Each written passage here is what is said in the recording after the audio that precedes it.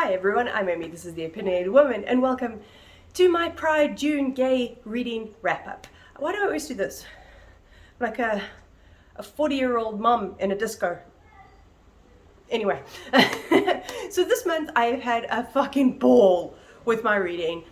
I swear I should just read gaily all the time because I have had just about no duds. There might have been one, but it might have been my fault. We'll see. And one DNF, but I won't bring that up in this video today. So let's just get into what I managed to read for Pride. The first book that I read was Pet by Akwaeke Emezi. This book has been on my TBR for a bit. I picked it up and saved it especially for Pride Month because I love Akwaeke Emezi's work.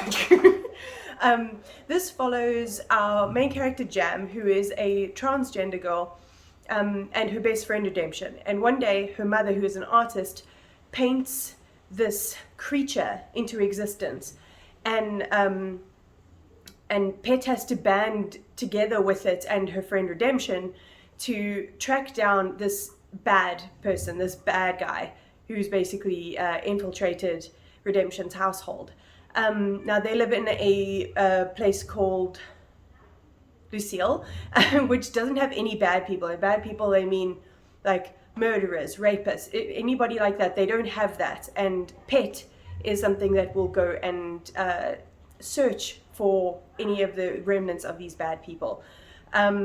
This book is beautiful and lyrical, and so it's so short, but it packs such a punch, and you manage to right away grab onto these characters and really want to like root for them. And there's one point in this book that I really wanted to highlight, and that is when, like, she's out already in the book, but they sort of hark back to when she told her parents that she was trans, and it was just such a it was such a perfectly done coming out, and the parents' reaction was just how so many kids that you'd expect want to have their parents react when they come out to them in any form, whether it's trans or queer or whatever. But yeah, this, as I thought it would be, was incredible. And the next one that I want to pick up, Dear Saints Run and The Death of Vivek OG ASAP. I'm sorry, my dog is going to be making sounds possibly because there are children playing next door, and she doesn't like that because she's a bitch. The next book that I picked up was Loveless by Oseman. Oh, this book. This book was just a freaking joy. I haven't read Oseman since I read Radio Silence. So I'd forgotten how she manages to intertwine her relationships and her friendships so much in her books, and this one was no exception. So as far as our main character Georgia, who's going to university for the first time with her best friend Pip and Jason, she moves into what do they call it there? We call it digs, but she moves into her accommodation there and makes friends with her roommate Rooney, and it's all about her discovering her identity and coming to terms with her asexuality and aromanticism. I think that's the right way to say it. And finding out that actually her life is far from loveless. Relationships in her life are just as important as romantic relationships. They just happen to be platonic. And it really puts an emphasis on not letting romantic relationships lead our lives and let all the other relationships that we have fall by the wayside. All of the relationships are just as important as each other. And that really came through in this book. I have compared this multiple times to Sex Education, and if you like that vibe, the whole like way that friendship group comes together, the humor, I think you would really love Loveless. The next one I picked up was more of an academic piece that I knew that I needed to read at some point as a lesbian woman, and that was Compulsory Heterosexuality and the Lesbian Experience by Adrienne. This is the document that basically coined the term compulsory heterosexuality, which, just if you don't know, Pumphead describes how society sees being straight as the norm, and how so many of us end up only coming out later in life because we think that straight is the default and we think that's all we are allowed. And basically it just goes through the lesbian experience, our relationship with men, and why society has decided that being straight is the norm. I can't really talk too much about it, and otherwise I'd have to do a whole thesis, but if you are a woman-loving woman or an NB-loving woman, I would highly recommend picking that up. It is very academic, but it's very important. Then I picked up The All Boys Aren't Blue by George M. Johnson. This is a memoir it's a YA coming-of-age memoir, basically. So George M. Johnson is a non-binary author who is writing about their experience when they were a kid, coming out as a queer black boy at the time, in where he lived, and what their family, how their family reacted to it, how society reacted to it, and them trying to find their way as a teen. And this is another one that I've been saving for Pride. I absolutely loved it. It had parts that really made you want to cry. It had parts that like made you full of joy. The way that they talk about their grandmother is wonderful, and apparently the next memoir that is coming out, because there's going to be a part 2, really goes into their relationship with their siblings and their grandmother. So I'm really excited to pick that one up whenever it comes out. But yeah, if you want to be able to see something out of your circumstance, so if you're not a person of color or not someone who's queer or not both, because the intersectionality of these things is so important, I would definitely give this one a try. Then I read a classic, The Picture of Dorian Gray by Oscar Wilde. Yes, the story isn't queer, but Oscar Wilde is the granddaddy of the gays when it comes to literature, so I picked this one up right away. It's been on my TBR for ages. It's following our main character, Dorian Gray, who is a very selfish, self-absorbed kind of man.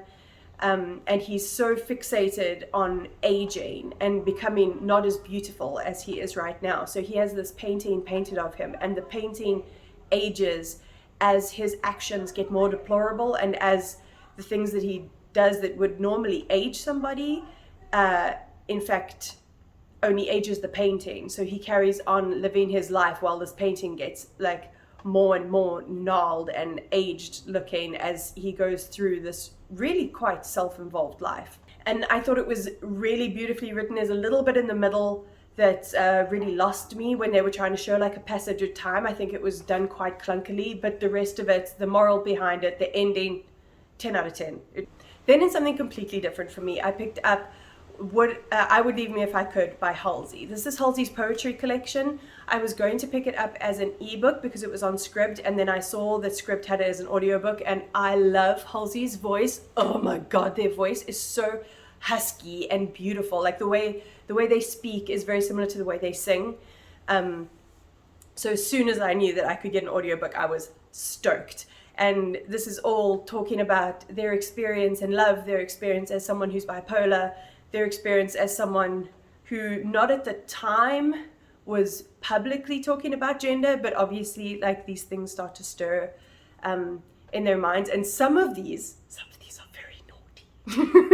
Some of these poems are really sexual, and I actually really like that sort of raw quality in them. I really appreciate it, and I really liked it. I would definitely pick it up on audiobook if you can, and if you struggle with poetry like me, definitely pick it up on audio, because I feel like I had so much more of an appreciation for the work because I listened to it and got the rhythm and everything like that, which is something that I do struggle with, like to really grasp when it comes to reading poetry physically. Then along the same veins, Who Is She? I picked up Black Flamingo by Dean Atta. This is a novel written in verse. I don't know who I am, but I have read 3 different poetry things, either a poetry collection or novels told in verse this year, and I'm actually really loving it. I really didn't expect to.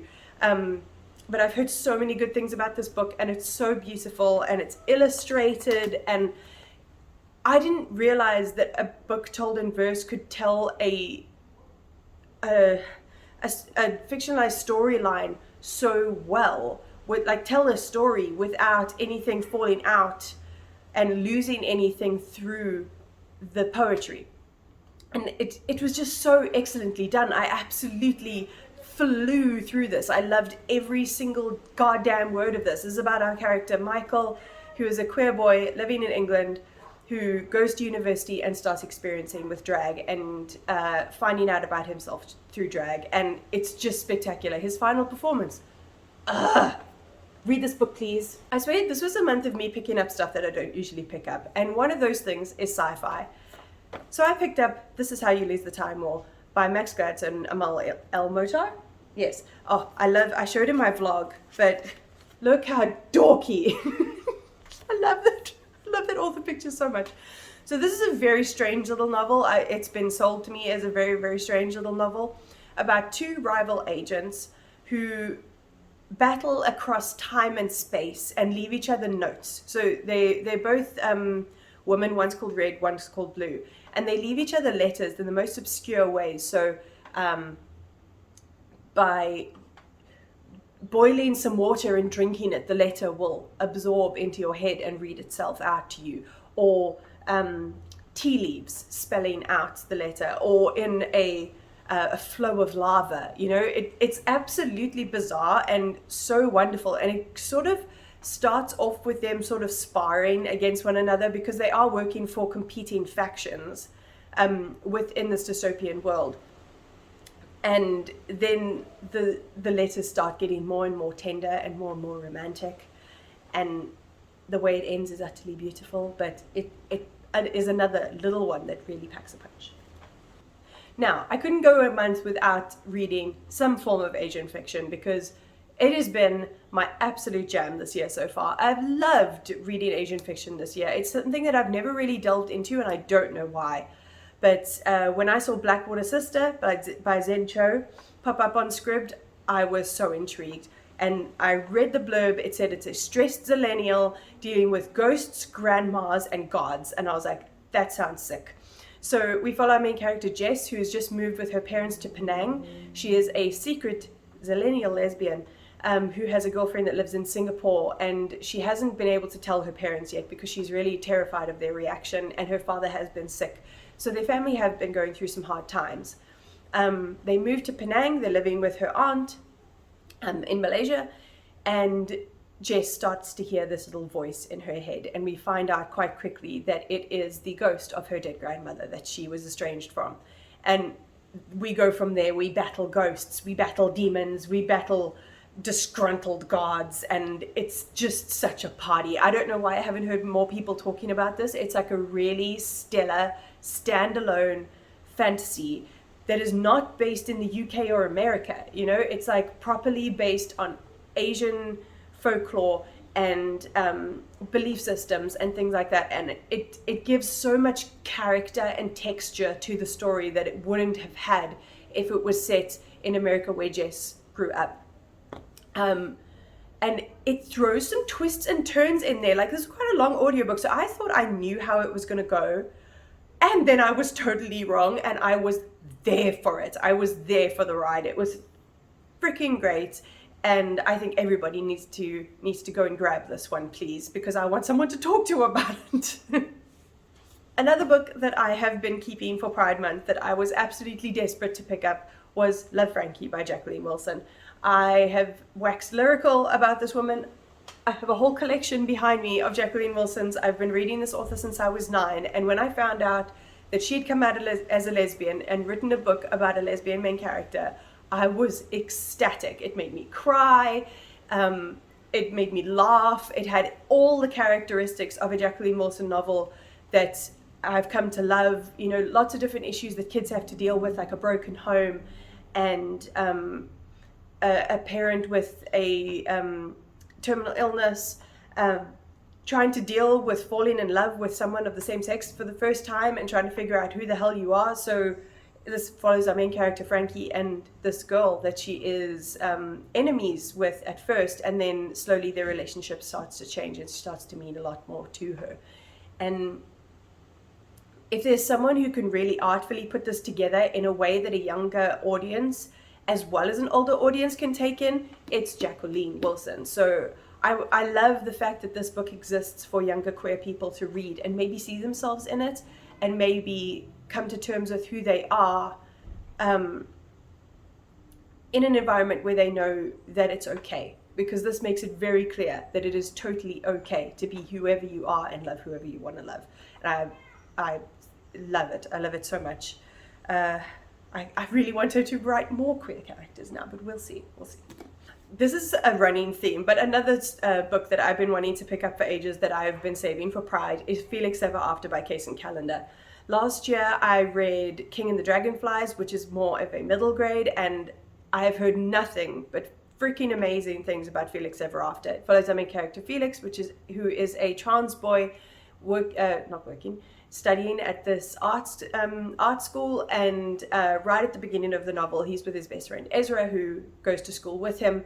He comes into the school and there is a gallery set up of all of his old pictures when he was living as a girl, with his dead name and everything. And it's a very hard time for him to obviously go through, and not every queer book or trans story that we have to hear has to be about people being outed and things like that, but I feel like this novel did it in a really delicate way. I think having a trans author makes sure that this can be done in a really, really well handled manner, and lets you learn things about other people and their prejudices and the reasons behind their prejudices, and how we can come together and sort of have love for each other without judging each other, basically, especially within the queer community. People think that if you're part of the LGBTQ plus community, that everybody's accepting of everybody. Unfortunately, that's not something that is true. I wish it was, but it's not. And this really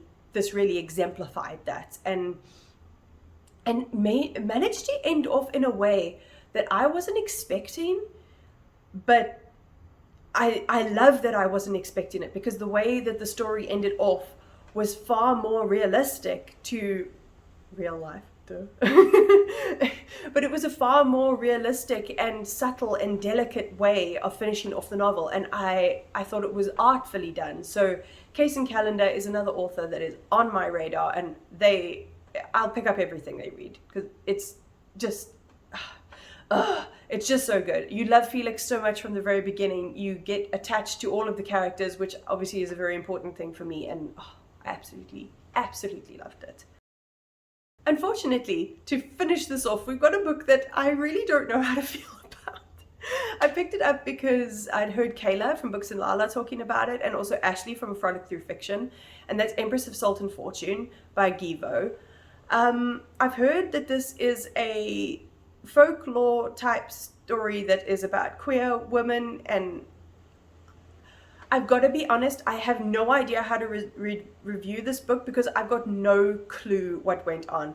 It had some very lyrical writing, it was very interesting, but it was a short story, and personally, especially with fantasy short stories, I really struggle to grasp the world and what is going on and what all of these metaphors mean in such a short space of time.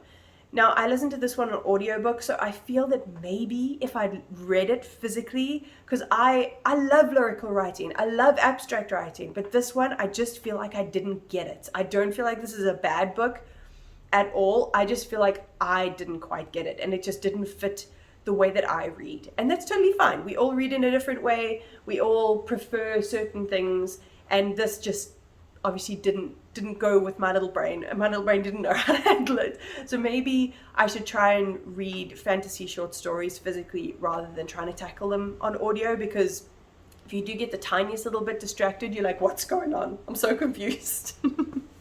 So yeah, I have a couple of books that are part of my Pride reading that I'm actually still continuing, so they'll be in next month's vlog. But that ends off my Pride reading wrap up. I absolutely loved it. This was a jam. I'm doing this again next month, and I'm going to be making sure that the authors and the books that I didn't get to for Pride that I read for the rest of the year, because it really enriched me, and it made me feel so seen as a queer woman and someone that is very new to the queer scene. I have not even been out as a lesbian for a year, only next month, little baby. So yeah, this really helped me, and really helped me see lots of different stories from different perspectives that I might not have seen before. So if you enjoyed this video, maybe give me a like, consider subscribing if you are new, and hitting the bell for notifications. My coffee account, my little virtual tip jar, will always be linked down below. I appreciate any help, and until next time, I'll check you later.